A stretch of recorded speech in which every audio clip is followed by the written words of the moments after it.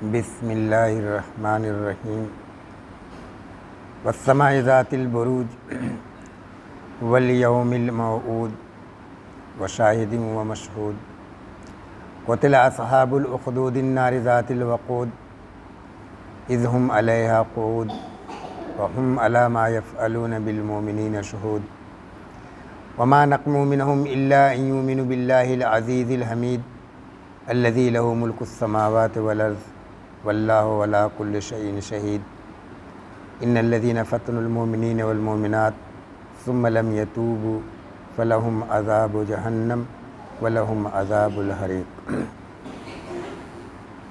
یہ سورۃ البروج کی ابتدائی آیات ہیں، جس کا ترجمہ یہ ہے: اللہ کے نام سے جو بے انتہا مہربان اور رحم فرمانے والا ہے۔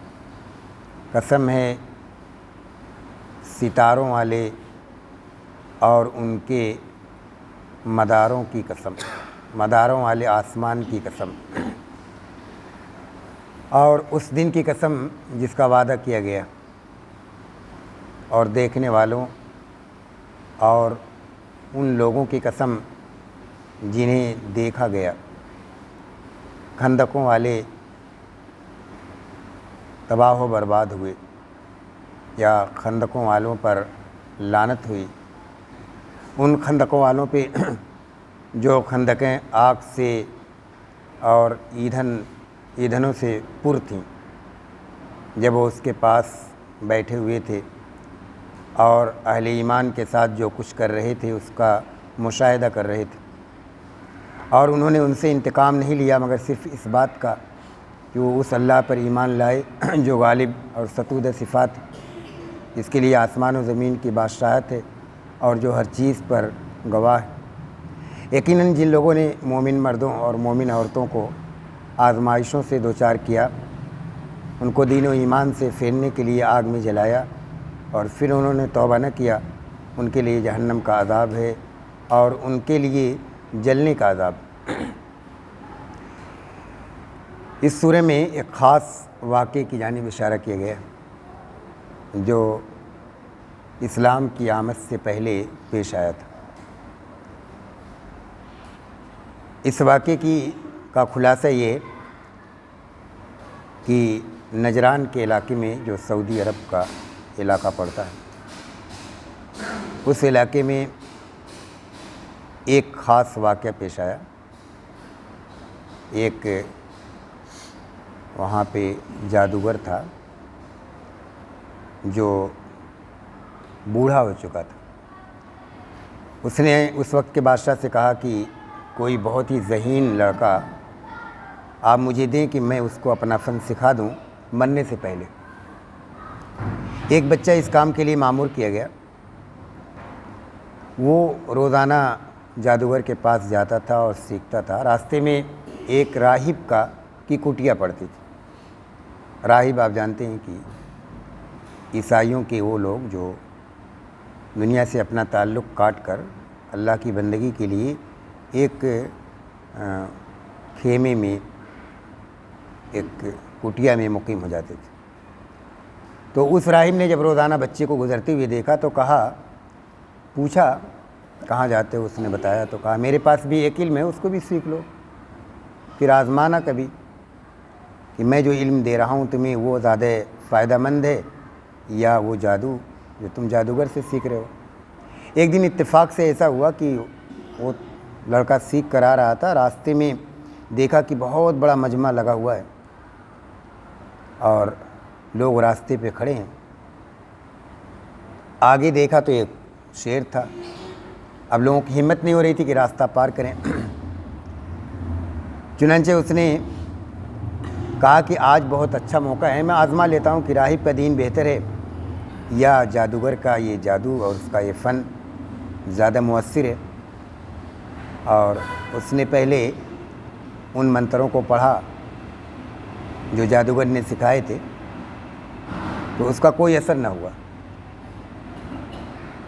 پھر راہب نے جو تعلیم دی تھی ایک خدائے واحد کی عظمت اور کبریائی کی، اس نے اللہ کا نام لیا اور ایک پتھر چلایا، شیر کو لگا اور وہ مر گیا۔ چنانچہ اس کی اس معجزے کو دیکھ کر لوگوں نے کہا کہ لڑکا بہت جانکار ہے۔ ایک نابینا شخص تھا، وہ آیا اور اس نے کہا کہ اگر آپ مجھے بینائی میری واپس لوٹا دیں تو بڑی یہ اور یہ انعام دوں گا۔ اس نے کہا کہ دیکھو میرے پاس کچھ ہے نہیں، البتہ میں اللہ سے دعا کرتا ہوں اگر آپ اللہ پہ ایمان لانے کا وعدہ کریں تو اللہ تعالیٰ ضرور آپ کی بینائی کو واپس لوٹا دے گا۔ چنانچہ وہ ایمان لایا، انہوں نے دعا کی اور وہ بینائی واپس آ گئی۔ اس معجزے کو دیکھ کر بہت سارے لوگ اس بچے کے پاس آنے لگے اور اسلام یا عیسائی مذہب جو اس وقت اسلام تھا اس کو قبول کرنے لگے۔ بادشاہ کو جب اس بات کی خبر ہوئی تو اس نے سوچا کہ یہ تو پورا علاقہ دین عیسائی قبول کر لے گا، اسلام میں داخل ہو جائے گا، تو اس نے مشورہ کیا اور ان لوگوں کو پھیرنے کی کوشش کی اور مختلف ہیلے اور بہانے یا مختلف ذرائع اپنائے اس غلام کو قتل کرنے کی، لیکن کوئی تدبیر کارگر نہیں ہو رہی تھی۔ صحیح مسلم کی روایت ہے کہ اس کو پہاڑ پہ لے جایا گیا، لے جانے والے تو پہاڑ سے گر گئے، وہ بچہ صحیح سالم واپس آیا۔ پھر حکم دیا گیا کہ دریا میں اس کو ڈبو دیا جائے، تو جو لوگ کشتی میں لے کر گئے تھے اس کو وہ تو ڈوب گئے، وہ صحیح سالم واپس آیا۔ اس نے اللہ کے نام پہ قربانی دینے کا ارادہ کیا اور بادشاہ سے کہا کہ اگر آپ واقعتاً مجھے ماننا چاہتے ہیں تو ایک تدبیر اپنائیں اور میرا قتل ہو جائے گا، مجھے تختہ دار پہ لٹکایا جائے مجمع عام میں، اور تیر چلانے والے سے یہ کہا جائے کہ بے اسم رب ھذا الغلام، اس غلام کے رب کے نام سے ہم اس بچے کو مار رہے ہیں۔ چنانچہ ایسا ہی کیا گیا تو اس بچے کو شہادت ملی اور لوگوں کو اللہ کے نام کی عظمت اور اس کی کبریائی کا احساس ہوا۔ ایک بڑی تعداد ایمان لائی، اس منظر کو دیکھ کر ایک بڑی تعداد ایمان لائی۔ بادشاہ نے ان تمام لوگوں کو دین اسلام سے پھیرنے کے لیے بڑی بڑی خندقیں کھدوائیں۔ آج بھی اگر آپ سعودی عرب کے علاقہ نجران میں جائیں گے تو وہاں وہ گڈھے نظر آئیں گے اور آگ جلنے کے آثار آپ کو ان گڈھوں میں ملیں گے۔ چنانچہ سب کو اس میں ڈالا جاتا رہا، یا تو دین اسلام سے پھریں یا یہ آگ آپ کا مقدر ہے۔ اس آزمائش میں سب لوگ کامیاب رہے۔ آخر میں ایک عورت کو لایا گیا جس کے پاس ایک شیرخوار بچہ تھا۔ وہ اپنے بچے کی وجہ سے تھوڑا سا ہچکچائی، لیکن معجزے کے طور پر بچے نے کہا اصبری یا اماں فإنک علی الحق، اے میری ماں آپ صبر کریں، اس مصیبت پہ، اس آزمائش کے موقع پہ آپ حق پر ہیں اور چند منٹ کا معاملہ ہے۔ چنانچہ وہ ماں اپنے بچے سمیت اس خندق میں کود گئی۔ یہ واقعہ جو صحیح مسلم اور ابو داؤد مسند احمد وغیرہ میں ہے، اگرچہ آپ صلی اللہ علیہ وسلم نے اس سورہ کی تفسیر کے ضمن میں اس کو نہیں بیان کیا ہے، لیکن اس میں جو واقعہ بیان کیا گیا ہے، بعض مفسرین نے اس حدیث کو اس سورہ کے سبب نزول کے طور پر اس کا ذکر کیا ہے۔ بہرحال جو بھی معاملہ رہا ہو، چاہے اس آیت کا وہ سبب نزول ہو یا نہ ہو، نہ بھی ہو، تب بھی اس میں اسی طرح کے ایک واقعے کی جانب اشارہ ہے۔ اس میں دو باتیں دیکھی کافی اہم ہیں۔ ایک تو یہ کہ قدیم، یہ سورہ اس بات پر دلالت کرتی ہے کہ قدیم زمانے سے ایمان والوں کے ساتھ یا ایمان والوں کو آزمائشوں میں مبتلا کیا جاتا رہا، اور ان آزمائشوں میں کامیابی اور اس میں استقامت اختیار کرنا، جب دین و ایمان کا معاملہ آ جائے تو یہی اصل کامیابی اور کامرانی، بشرطے کہ صرف ایک خدائے واحد کا نام لینے کی بنا پہ آپ کو آزمائش کا شکار بنایا جا رہا ہو، تو یہ بہت خوش نصیبی کی بات ہے۔ اگر خوش نصیبی کی بات نہ ہوتی تو بہت سارے واقعات دنیا میں پیش آئے ظلم کے اور مظالم کے، لیکن قرآن نے کوئی سورہ اس سلسلے میں نازل نہیں فرمائی۔ اشارہ کیا مختلف اقوام کے ظلم و ستم کی جانب، جیسے فرعون بھی ظلم ڈھاتا تھا، تو اشارہ تو کیا گیا، لیکن ایک پوری سورہ نازل ہو ایک خاص واقعے کے بیان کے سلسلے میں، اس کا مطلب یہ ہوا کہ اللہ کے نام پہ اگر کسی شخص کو آزمائش میں مبتلا کیا گیا اور وہ ثابت قدم رہا اور اس نے استقامت اختیار کی، اپنے ایمان کی حفاظت کی اور جان دے دی، تو یہ اللہ کو بھی یہ بات پسند ہے، اور اتنی عظیم بات ہے کہ اس سے اتنی عظیم بات کوئی نہیں ہو سکتی۔ ساتھ ہی ساتھ سورہ کے آغاز میں جو یہ قسمیں کھائی گئی ہیں، والسماء ذات البروج، قسم ہے برجیوں والے آسمان کی۔ برج کے معنی ہوتے قلعے کے۔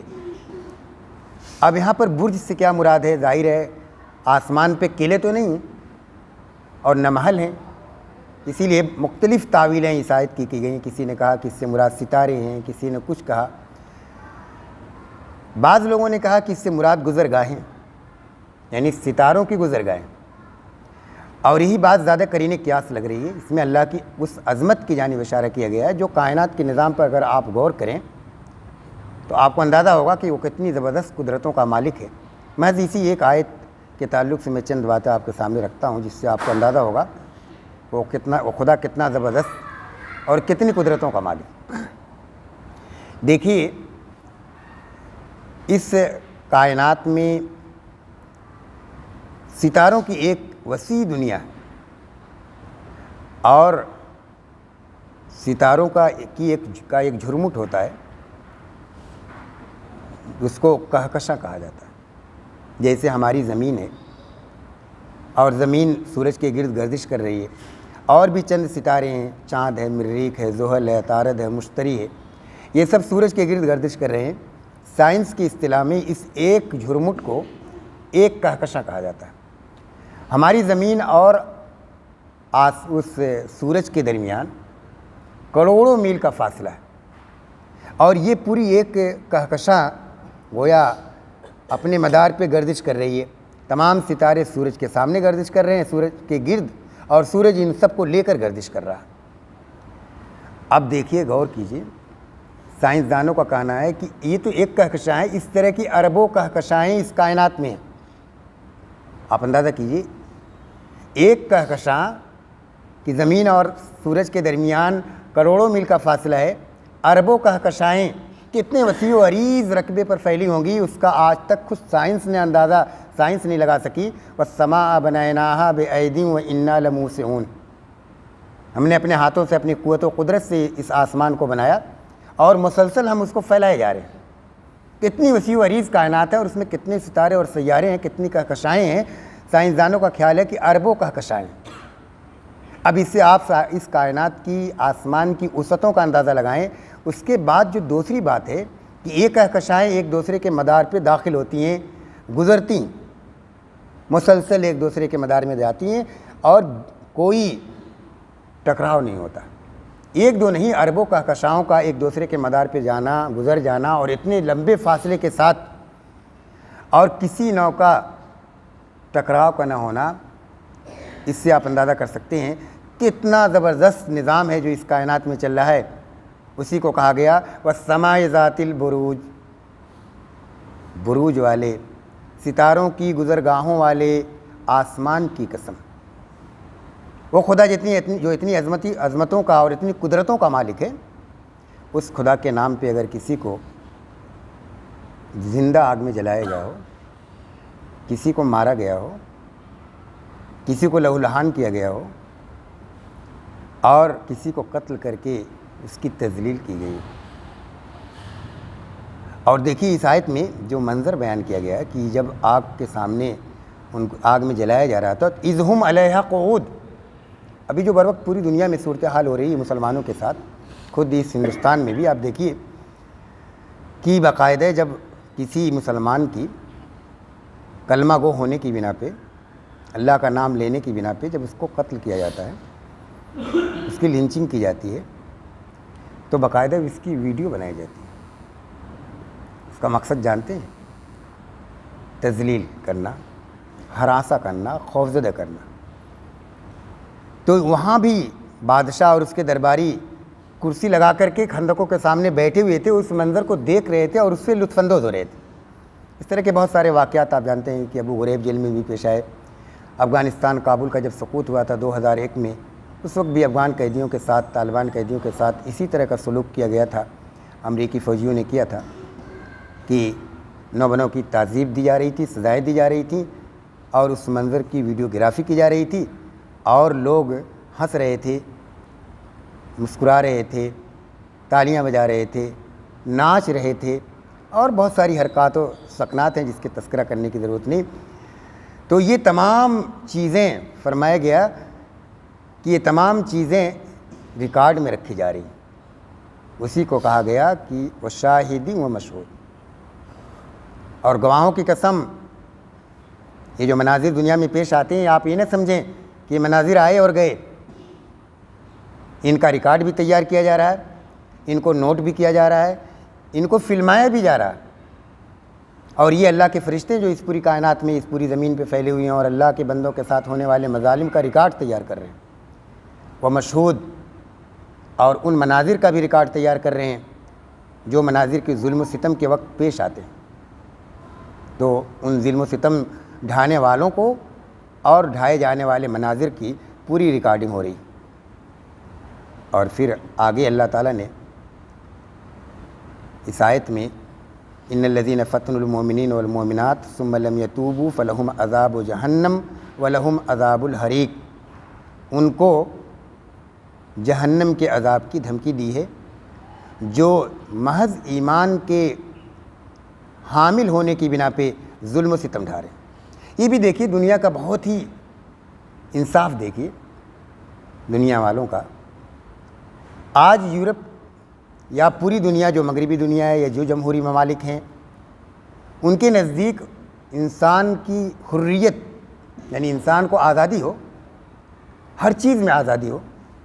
میں کون سا عقیدہ رکھنا چاہتا ہوں کوئی پابندی نہ لگائی جائے، میں کیسے رہنا چاہتا ہوں کسی کو کوئی حق نہیں تنقید کرنے کا.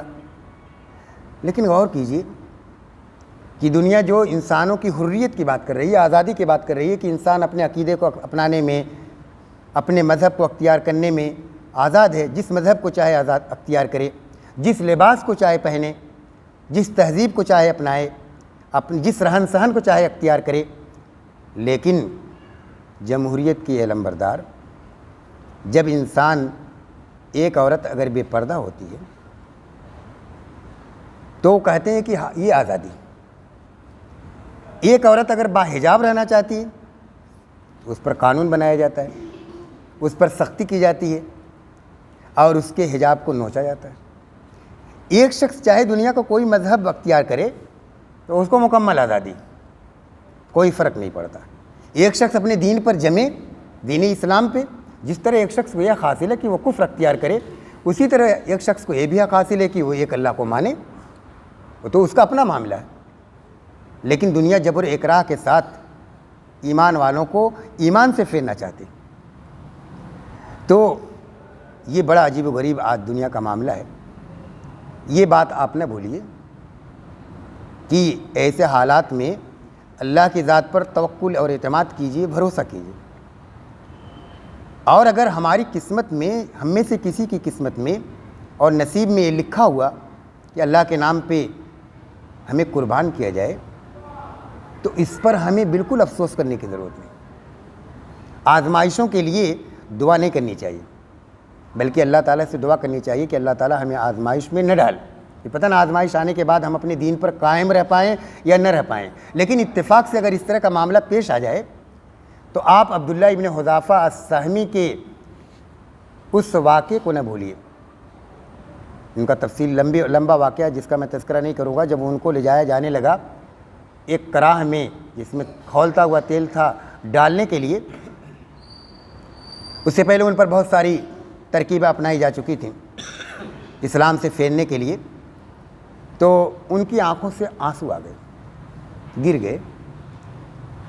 وہ جو لے جانے والے تھے ان لوگوں نے سوچا کہ شاید ڈر گئے ہیں اور موت سے ڈر کی بنا پہ آنکھوں میں آنسو آ گئے، تو انہوں نے روک دیا۔ بادشاہ کے پاس لائے تو بادشاہ نے پھر نصرانیت کو پیش کیا، آپ نے شدت کے ساتھ انکار کیا، تو کہا کہ پھر کیوں رو رہے تھے؟